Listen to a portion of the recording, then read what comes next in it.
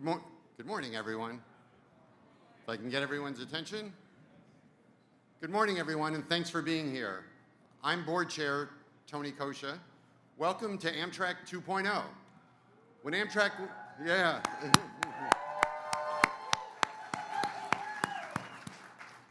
When Amtrak was created 50 years ago, no one really knew what the future of rail travel would be like. We had our highs and our lows, but that journey is what's taken us here today. There's no question that an entirely new generation has embraced train travel. We built these trains to meet that demand. Today is the start of a new Amtrak, one that lives up to the promise of safe, reliable, and efficient travel, a company that highly values its mission of contributing to the greatest mobility system in the world, improves its worthiness of the support of our passengers and the American taxpayer. Our over 20,000 employees understand that the job is not to pick between service and financial performance, it's to do both. Every precious dollar, yes. Every precious dollar of investment needs to make a difference, and every passenger needs to be our most important customer, whether it's people traveling on the Northeast Corridor on the brand new NextGen Acela trains, or our long-distance riders, or those using our state-supported services. The job is to run the company well, make good decisions on a daily basis that result in a better experience for our passengers. The NextGen Acela fleet, the biggest investment in rolling stock in 25 years, required determination to reverse decades of underinvestment, but it certainly came with its challenges. Getting these trains put into service required developing skills that had all but disappeared. Thousands of jobs across the country were created to build these trains in the United States, and we plan to keep on building them. Over this year, over 34 million people will ride on Amtrak this year, and our revenue will be nearly $4 billion. Both of these records seem beyond reach just 10 years ago.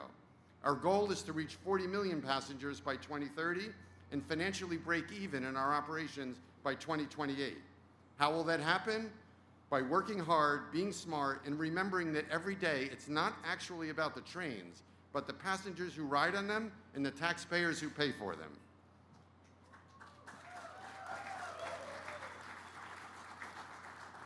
I mentioned a minute ago that our role is to aspire to play a role in a national transportation system that's unrivaled anywhere on the globe. Our aviation, maritime, highways, and goods movement systems are both complex and impressive. Our next speaker is the person who conducts that symphony every day. In his first year as Secretary Duffy faced a number of significant challenges and managed them extremely well. And he forced us all into a new way of thinking that has already generated material improvements in the way Americans move around the country and the world. His leadership and his team's leadership help us get to the final objective of putting these trains into service today. Everyone knows that the last 5% of everything is the most difficult, and without his help and his team's help, we could not have gotten here. So please join me in welcoming U.S. Transportation Secretary Sean Duffy.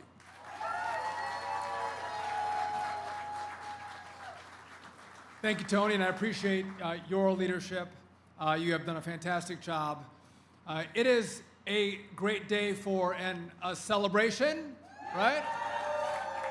By the way, I don't know who ordered it up, but the sun is shining, the sky is blue, the band is here.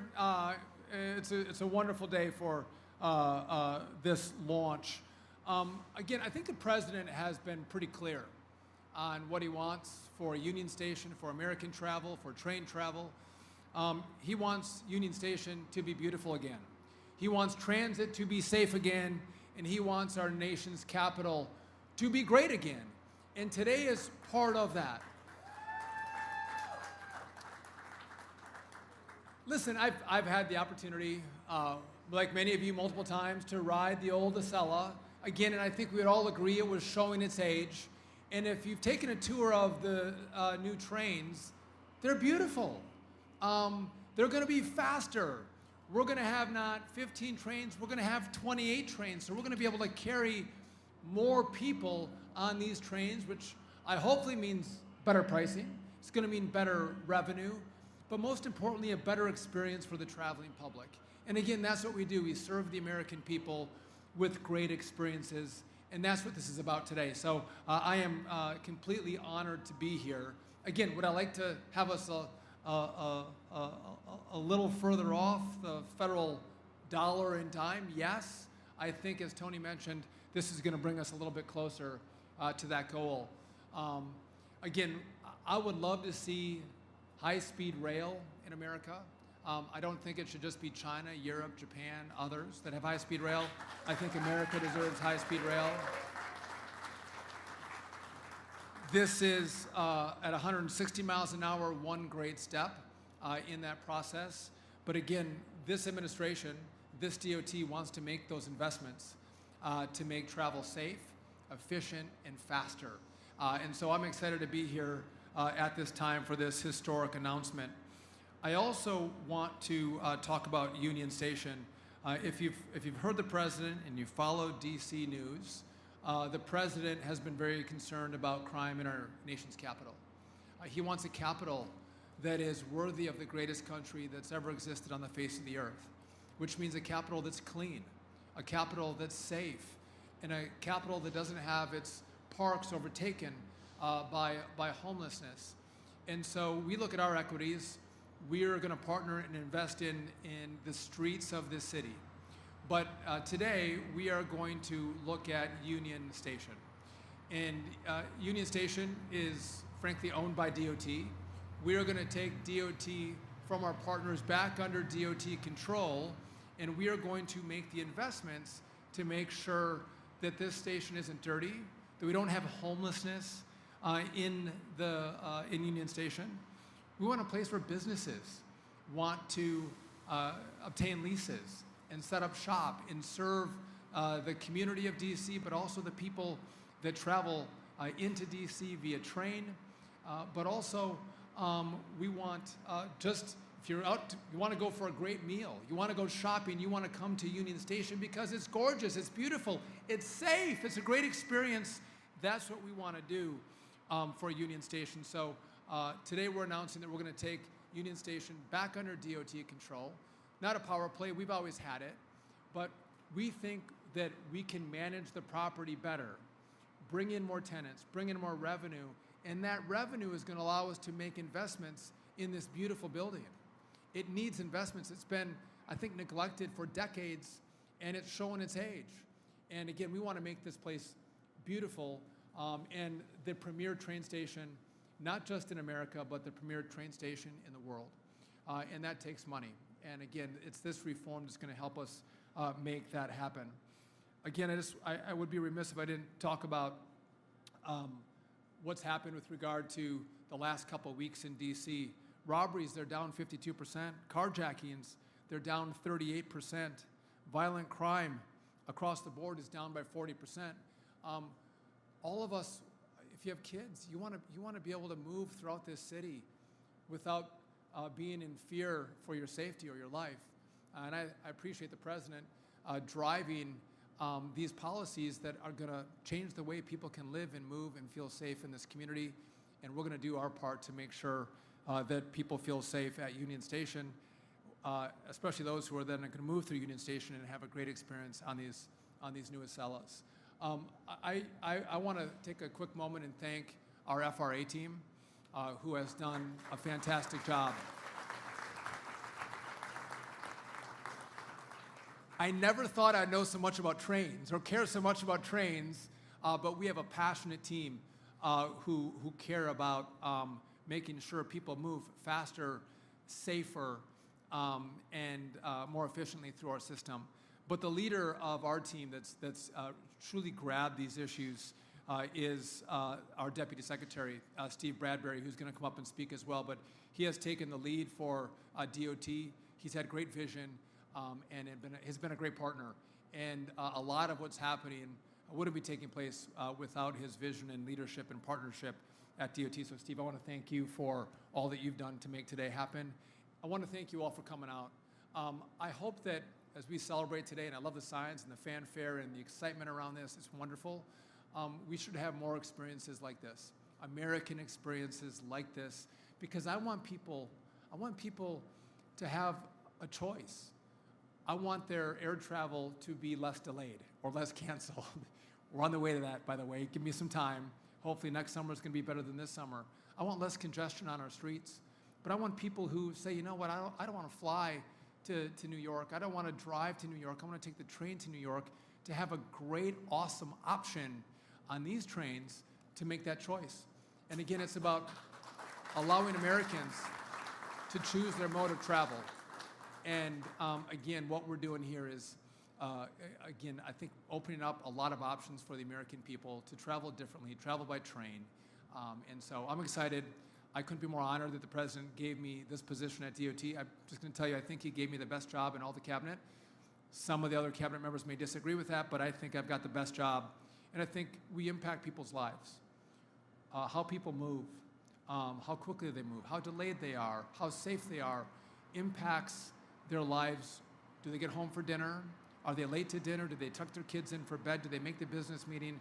All of our work together truly impacts the way people live and experience their families, their communities, and how effective they are at their jobs. So I want to thank you all for all of your hard work, your effort, and again, exciting days that we want this not to be the first and last. We want this to be the first of many great announcements that we make that's going to make travel and train travel great again in America. So thank you all for coming out. God bless, and honored to be your secretary.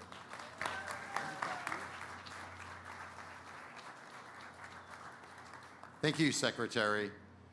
You know, there are so many people at Amtrak that have played an incredible role in us getting here today.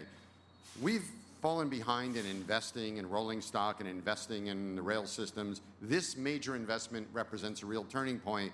But you know, those things happen one step at a time. And sometimes those steps are really difficult, and sometimes they're a little bit easier. But the Amtrak team that worked on this, I have an enormous amount of gratitude for. The board is appreciative of all your work.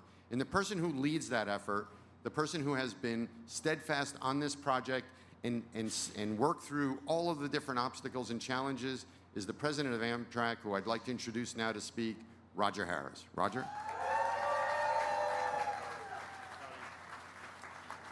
Thank you, Tony, and thank you, Mr. Secretary. It's a very exciting day here today. Beautiful trains, beautiful weather, beautiful crowd. Thank you very much. As Tony said, I'm the president of Amtrak, and I'd like to welcome you here to this launch ceremony for the NextGen Acela.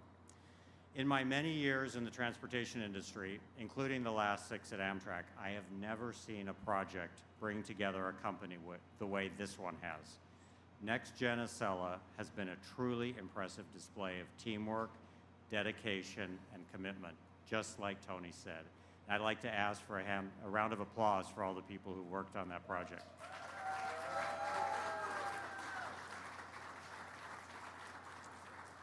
It's easy to say that these are great days for Amtrak. After all, it's true. We're breaking records across the country. For 2 years in a row now, we've broken our ridership record. But starting tomorrow, it's an even better day for the residents and visitors of the Northeast Corridor, especially in the nation's capital, Washington, D.C. Acela isn't just for titans of industry and politicians. It's for coming to visit the many museums and restaurants the district has to offer, touring the National Mall, Capitol, or White House. With Next Generation Acela, you can relax before spending a full day visiting the sites and learning our country's history. Catching a Nationals game? Get there before the crowds with a high-speed train. Have an important business meeting in Golden Triangle? Stay productive and connected with our 5G-enabled Wi-Fi. Want to get inspired by state-of-the-art tech before you experience it at that DC Innovation Hub? Now with NextGen Acela, you can get all of this and more before you step into the city. And yet, it's not just about Washington, D.C.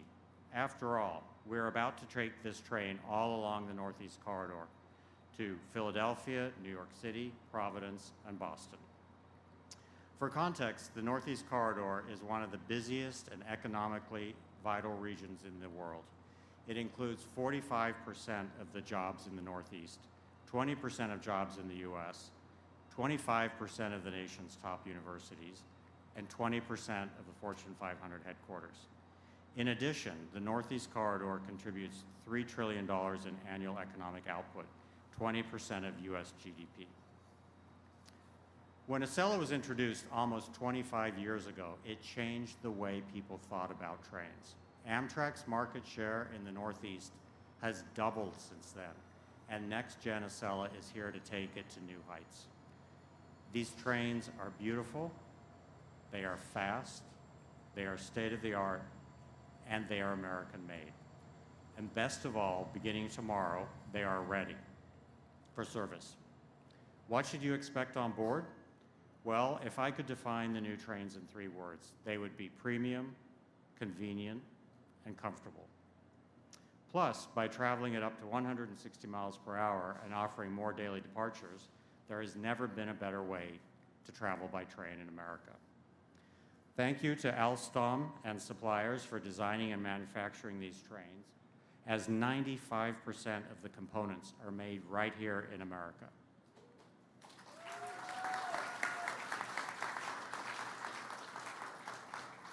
While these trains will service the Northeast Corridor, their impact is national. More than 180 suppliers built parts for these trains across 29 states. All told, investment in this project generated 15,000 new jobs across the U.S., including in cities like Spartanburg, South Carolina, and Marinette in Secretary Duffy's home state of Wisconsin. So really a widespread impact throughout the country.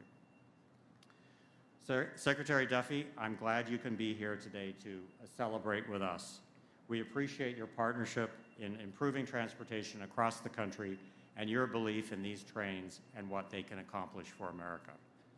Also, I want to thank President Trump and the Trump administration, as well as everyone gathered here today for their support of passenger rail. We often talk about a new era of rail, but that can't exist without Next Generation Acela. We look forward to seeing you on board. With that, thank you, Tony.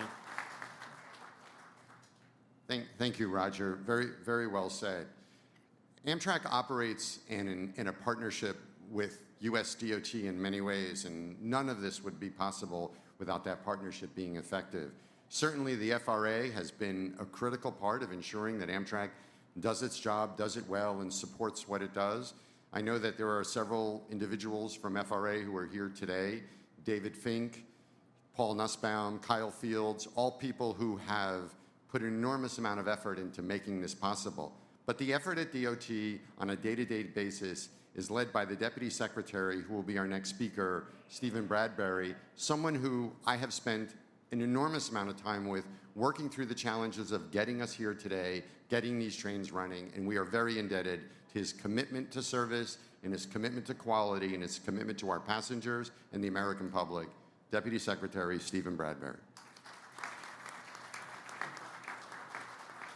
Thank you, Tony.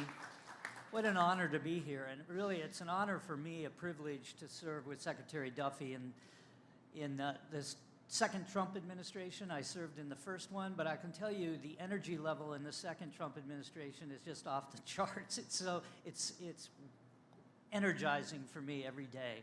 And the ambitions that this administration have, I mean, you've seen the announcements, you see what we're doing, and making rail travel great again in America is part of the ambition of the Trump administration. And so that's what brings us here today.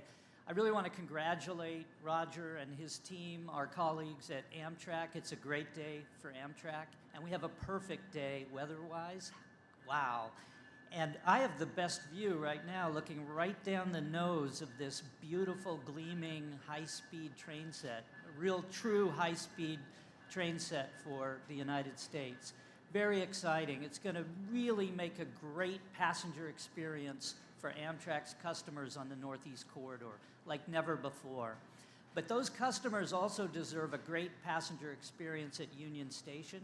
I also have the privilege, as the Secretary's representative, to chair the board of directors of the Union Station Redevelopment Corporation. That's a DC corporation that was set up by Secretary Elizabeth Dole back in the 1980s, pursuant to a direction from Congress. Congress in the 1980s transferred ownership of Union Station to the Secretary of Transportation and gave us a charge to maximize the revenue potential of the station, make it a center of economic activity, generate revenue to go into the station and preserve the historic nature of this gorgeous Beaux-Arts rail station, one of the most beautiful buildings in the entire country, the entire world, really. And that worked great in the 1980s. You may recall there was a wonderful redevelopment of Union Station. It was beautiful. It was an economic center. It was vibrant. It was really an outstanding symbol of our nation's capital. That was more than 40 years ago, and things have unfortunately gone downhill. We've neglected the basic capital needs of the station. The capital needs now amount to something like $170 million. We need a new roof. We need new systems in the station. We need new restrooms in the station. There's a lot to do, and unfortunately, there isn't the money available. As the Secretary said, the utilization of the station is not where it needs to be. We need to maximize the retail revenue of the station, the revenue of the station as an event space. Can you imagine a better event space? And that should generate huge revenue. Digital signage. We have a parking garage. We need to bring this all together and maximize it. We need to get the station on a stable financial footing, and we need to address those acute capital needs of the station. I see Doug Carr here, who heads up USRC, the Union Station Redevelopment Corporation.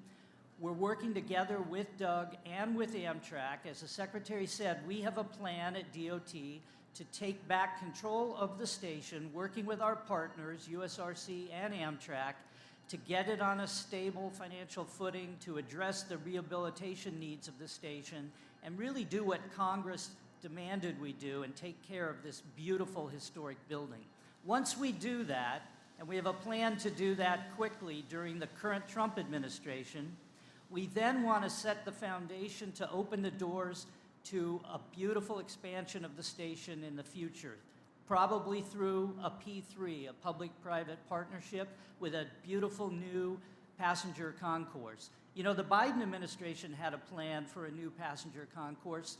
They were going to spend a cool $10 billion over 13 years to expand the station out this way, but they weren't going to spend a penny on the historic train house. That's really the wrong priorities. We got to get this historic train house back on good footing, and then we can talk about a reasonable expansion that will make sense and for which Congress will provide a budget with private investment. So that's the long-term vision, which then will create what a passenger experience for Amtrak on the Northeast Corridor. That will supercharge this beautiful Acela service, and that will make for a sustainable future for growth and prosperity and profitability, let's hope, for Amtrak in the future. So thank you all for coming. It's a beautiful day, and let's ride the train.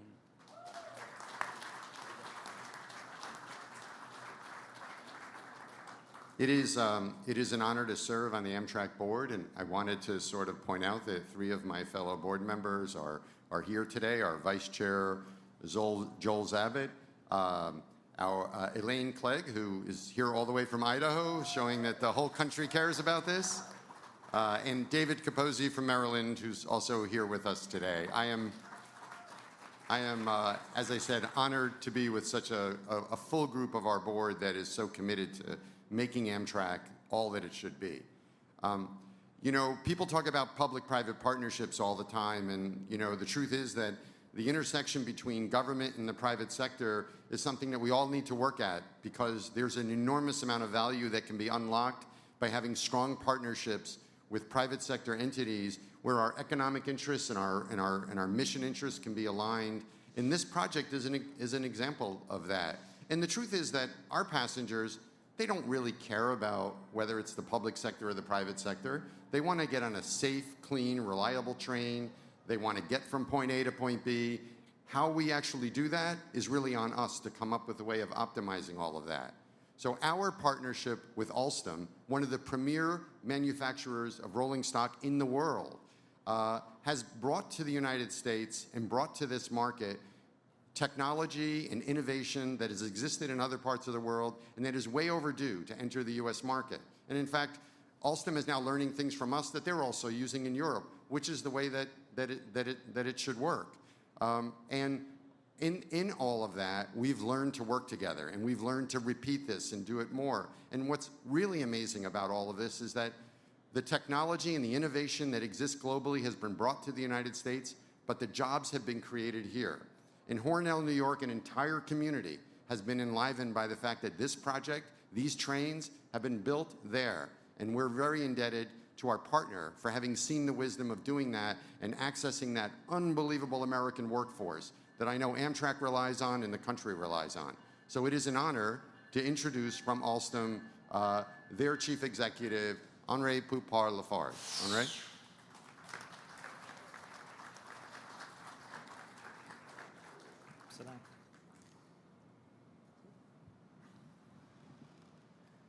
Hello, everyone. Good morning, everyone.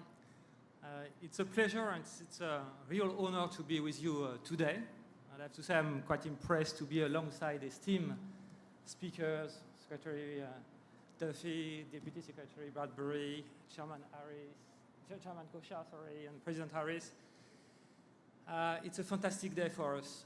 It's a fantastic day for Alstom. We are today inaugurating a new high-speed line. And as being said, Alstom has pioneered the high-speed technology for the last 40 years. So we have been able to see how much the power of transformation of a new high-speed corridor. It creates new economic opportunities. It shrinkens distances between cities and between citizens. And it creates a lot of job opportunities and general opportunities for all the people living along the corridors. So today, we are inaugurating the new high-speed trains, the fastest trains in the US. But I can tell you it's not just a normal train. This is the most advanced train in the world today. This is the only train combining the high-speed technology with the tilting technology, which allows the train to go faster through the curves. So you have here the most modern train on the globe today.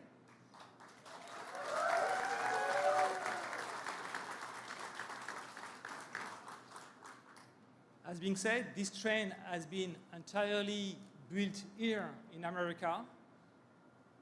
15,000 jobs have been created, directly or indirectly, of course, including 800 jobs in Hornell, where Alstom has invested $90 million, making it the largest factory dedicated to rail passenger in the US alone.